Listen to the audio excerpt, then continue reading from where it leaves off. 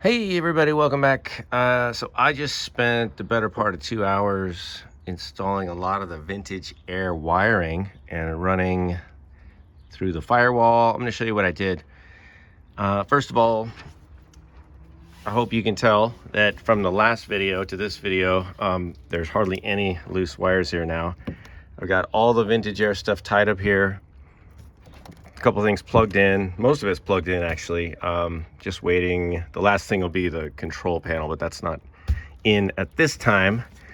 But I'm pretty happy with this. Of course, I'll tie this up a little bit later, a little bit better in a minute. But I want to show you what I did to run wires through the firewall. So it's hard to see.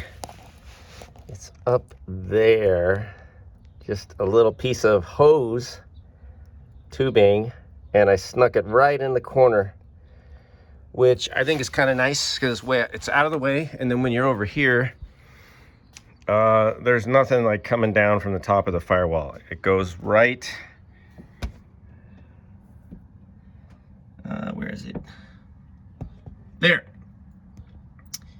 So I just snuck it in there, and there's two things that are hooked up to that. One is the heater valve, which I'll tell you what's different about what I did. Not that it's super important, but I hooked it up a little bit different than the instructions. And then this blue one runs up under here, and it goes through, and it comes up to the binary switch, which has to do with whether you have Freon or not in your evaporator.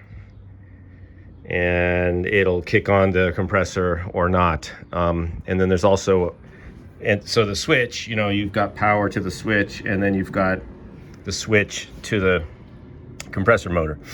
And that I'm gonna leave unhooked. But anyway, there's two wires there.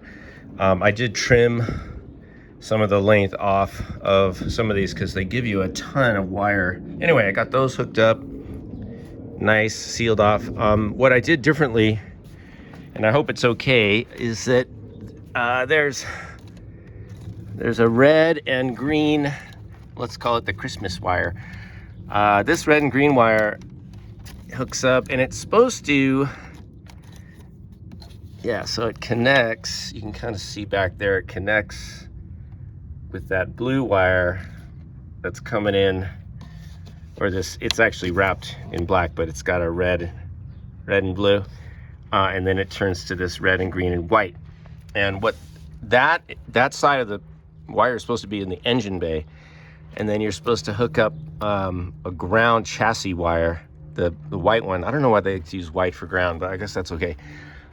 This is supposed to go to chassis ground. I hooked it up here and I tested it, and it's a good ground source, so I hope that's okay.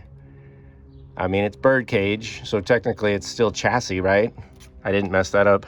It's ground. I don't even know why I couldn't just run it over to my ground terminal, ground block.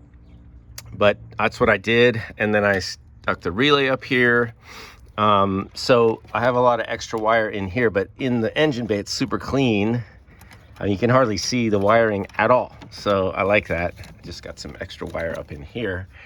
And then what I did also is you have this wire, which you're only going to use this temporarily to calibrate the system. And so what I did is I put a quick connect on it. This is a tan wire, or brown, I guess it's, let's just call it tan. I put a quick disconnect, and then I put a ground on my terminal block, and then it has that other side. So I can hook that up. I can just plug that in later whenever I want, and I'll just leave that connected, and then but you want to disconnect it to run the system. And this purple wire is for, what is it? It's for like illumination or something, or I don't know if I need it. The instructions are, it's weird because I can't even find anywhere on here where it says, even talks about a purple wire. It might be violet. I guess that's violet according to them. And there are some, ignition switch. So I need to look into that. I might have to hook this up over there on the fuse panel. I'm not sure yet.